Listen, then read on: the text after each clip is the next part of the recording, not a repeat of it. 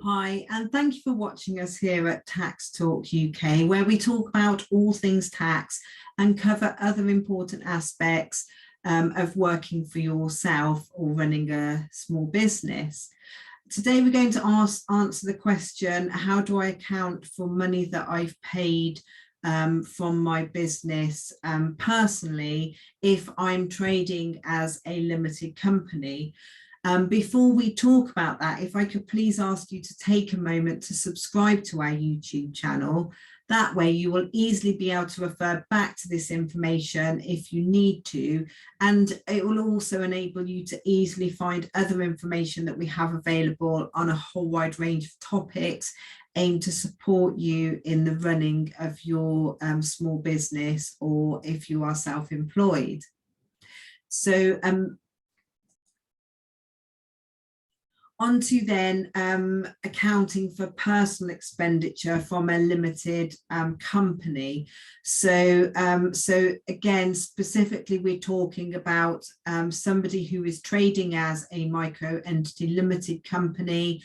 So you will remember from the other things that we've talked about in other videos that if you are trading as a limited company, you have created a separate entity from yourself. So you have your limited company and yourself, and they are completely separate legal entities.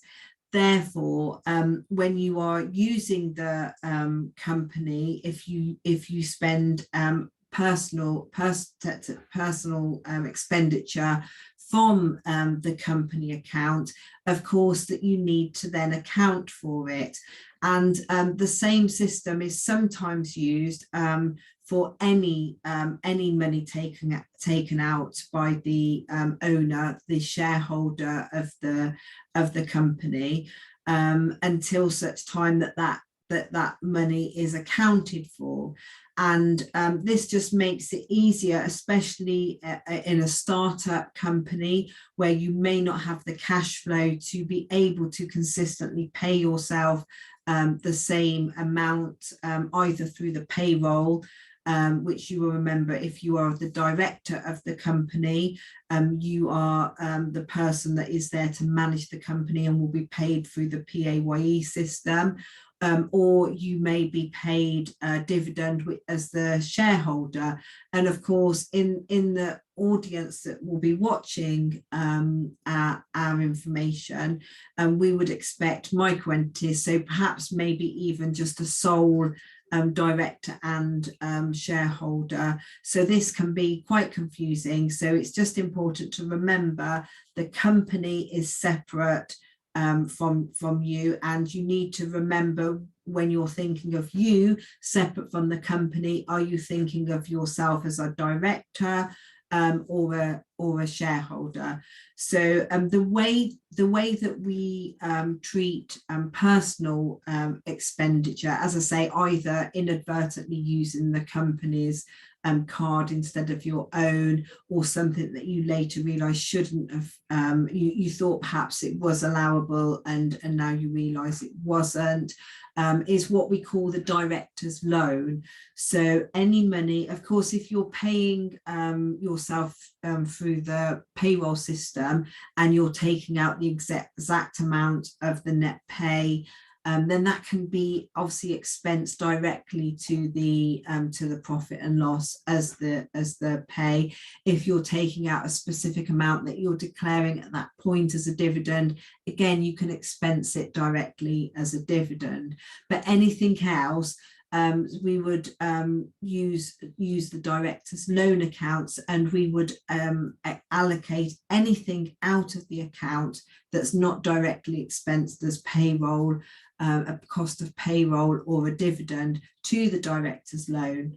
And then a future point, what we would look to do is to account for that money that has been taken out of the company. And it's important that if you do have more than one director and or shareholder, that you have a separate director's loan account for each person that's relevant, so you can keep an accurate track of who has taken money out and who hasn't. Again, we're only talking about a situation where the money's not accounted for at the point it leaves through the payroll or dividend, that would be. So on a regular basis, you would be looking at that director's loan to see, think of it as a holding account. You've taken that money out, you know that it's come out of the company and gone to a person, so it's moved from one entity to another. That now needs to be accounted for. So you look at how much is in the director's loan, how much has been drawn out of the company that needs accounting for, and then basically that would either be accounted for by a payroll process, which would put it through the PAYE system. If you're doing that, it's important to remember that the amount that you need to payroll, it is the net pay amount that needs to cover the amount that's been drawn out, not the gross amount, because of course the gross amount is the amount that's paid through the payroll, but then you will have tax and national insurance deducted. So it's only the net amount that would actually account for the money taken out of the company. Or the other way is to account for it as a dividend, and you will have a sort of a process that so you know which you're doing. If you're struggling to understand whether you need to be accounting as payroll or dividend, then you definitely absolutely should be taking some professional advice and engaging a professional to help you with this, because it can be complex, and if it's not done correctly, it can cause you significant problems, not only administrative but financial. For example, if you take too much money out of the account out of the company, without accounting for it, then that can cause you penalties or additional corporation tax charges, some of which can be recovered once you account for the money, but certainly it's a cash flow thing that you don't want to have, and is completely avoidable by managing the director's loan on a regular basis. So in effect, if you are operating as a limited company and you take money out of the account personally and you're not accounting for it directly through the payroll or the dividend at the time you draw it, then you just account for it, categorize it into the director's loan account, which would be an asset of the company, although you should have one set up if you're using Making Tax Digital software, I would imagine, in the default categories that you're allocated. So you all the money coming out that's not accounted for goes to the director's loan, and then intermittently you're then going to account for that money either by processing through the payroll or declaring a dividend, or a combination of the two. And another thing that's important is that obviously when you take the money out of the company before the point that it's accounted for, we would refer to that as an overdrawn director's loan account. So you in effect owe the money until that money's been accounted for. You owe the money to the company. It can work the other way as well. So sometimes, for example, you may process a payroll amount. You may have a regular amount that's payrolled either to be tax efficient, or because in an ideal world that's the amount that you want to be taking each month. But it could be for cash flow reasons you can't take that physically out of the company, but you still want to payroll it and have it as an expense of the business.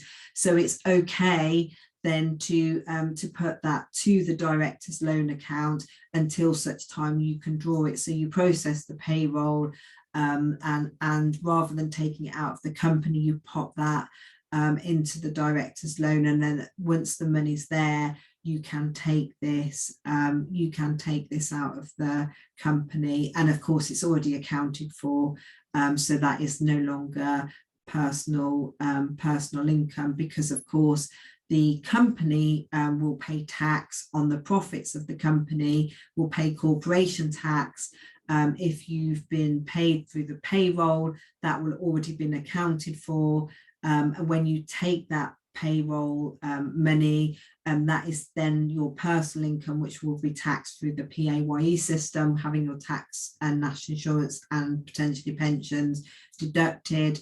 And the same applies to dividends. Once you take that money out of the company, it becomes personal income. So in effect, all we're doing is making life easier for ourselves, especially if you have a lot of small sort of personal movements from the company to your personal account.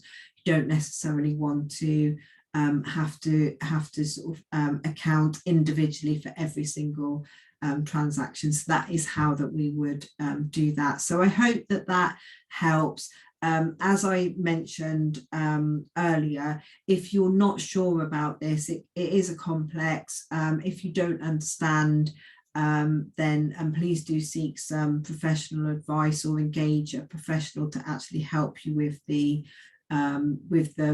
bookkeeping side to make sure that you're getting this correctly. Really, this guidance is for those that do understand. They're sort of entering their they're carrying out their bookkeeping themselves through MTD software, and they just want to understand how they're accounting for it and what's going to be achieved.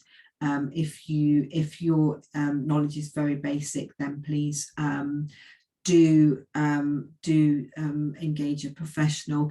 And as we always say, if you are going to engage a professional, please make sure that firstly they're qualified for the topic that they're helping you with, that they have professional indemnity insurance, and that they're a member of a professional body. So as I also mentioned earlier, please do take a moment to subscribe to our YouTube channel, and thank you very much for watching. Goodbye.